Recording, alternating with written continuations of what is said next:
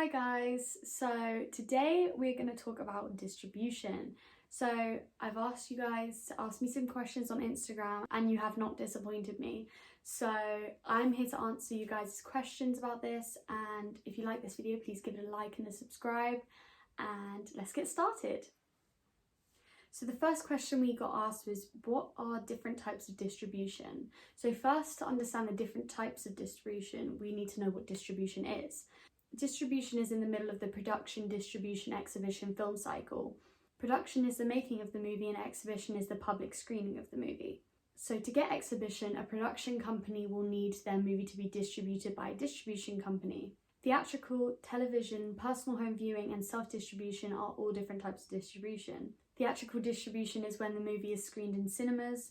Television is when it's on TV.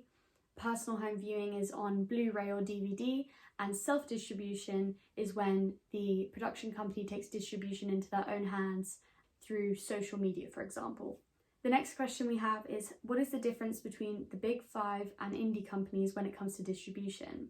Indie companies have a much lower chance of getting distribution than a big five production company.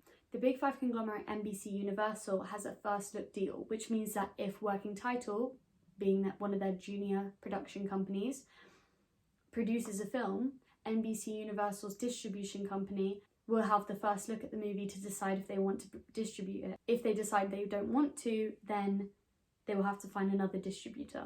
Indies rarely have theatrical distribution unless it is in an art house cinema. The main reason an indie movie will get much smaller releases because their budget is a lot smaller than a commercial movie. Another thing that stops indies from getting a wider release is that indies usually cover more sensitive topics.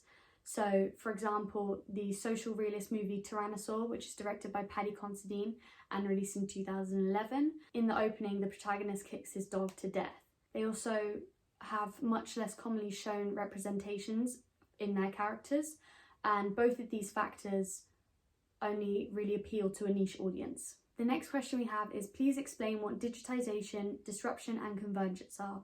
Exclamation mark, exclamation mark. All right, I will. So digitization is the process of moving away from analog media to digital media. A good example of this is older analog media is like a cassette tape, and newer digital media is like streaming services like Netflix. Disruption is the consequence of digitization and the impact it has on media industries. So for example, monetization is a lot more complicated now that we have streaming services like Netflix and Amazon Prime, as there isn't such an easy way to monetize, which has a large impact on the film industry. Convergence is the barrier between things disappearing or blurring. So for example, a phone is no longer something just to call people with, but you can download Netflix on it and stream movies, which means that we have much less of a need to go to a cinema, which is another example of disruption. So the next question is, how are you distributing Donny of the Dead? So our movie has a micro budget and we're taking inspiration from Hinterland, which was directed by Harry McQueen and released in 2014. Hinterland has a budget of only around £8,000, which is a substantial difference to some big five movies. For example, The Tentpole, which means a budget of $100 million, Green Zone. So Harry McQueen managed to self-distribute by providing a Q&A session at 5 different art house cinemas for a week of screening. He also had the movie simultaneously viewable on demand, or VOD. So we want to self-distribute our movie through social media and getting in contact with distributors and having a Q&A session deal. The next question we have is, what is the Gantt rule?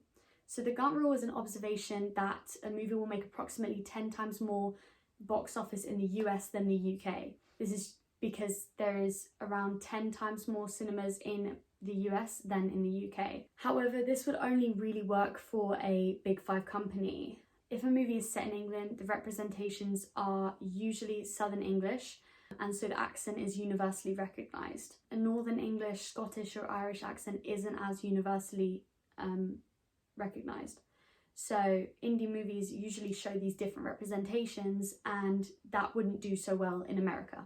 The next question we have is, what is Dyer's star theory? So Richard Dyer's star theory is that a media text will entice a larger audience if a well-known person or a star is in it. A lot of the time, big five companies will use star billing as a form of advertisement. So they could put the actor's name in big bold letters on a poster or have the actors do press conferences.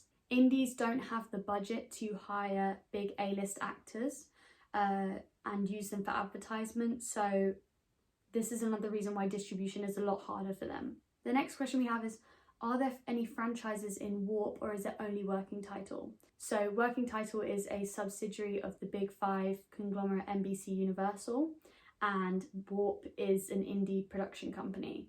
And yes, so Working Title can afford IP or intellectual property for a franchise, such as Bridget Jones's Diary, which was originally a novel and now is 2 different movies.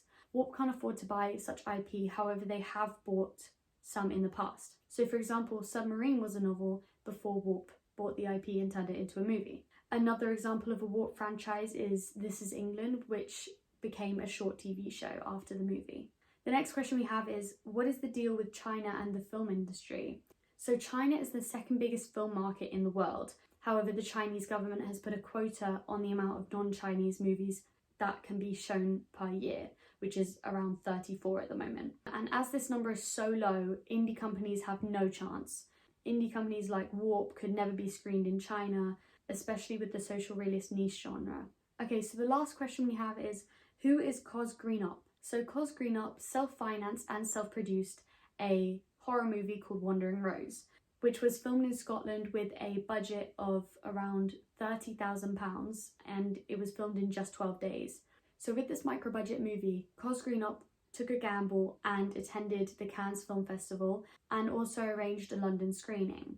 Fortunately, his hard work and faith led him to getting distribution deals for DVD and VOD releases, and he also managed to get a US distributor. However, they did change the name of his movie from Wandering Rose to Demon Baby. Thank you all so much for watching. I hope you enjoyed this video and I hope you learned something. If you have any questions, please comment down below and make sure you have my Instagram notifications on, because I might be asking you guys to ask me some more questions so I can enlighten you. Anyway, thank you so much. Please like and subscribe, and I'll see you next week.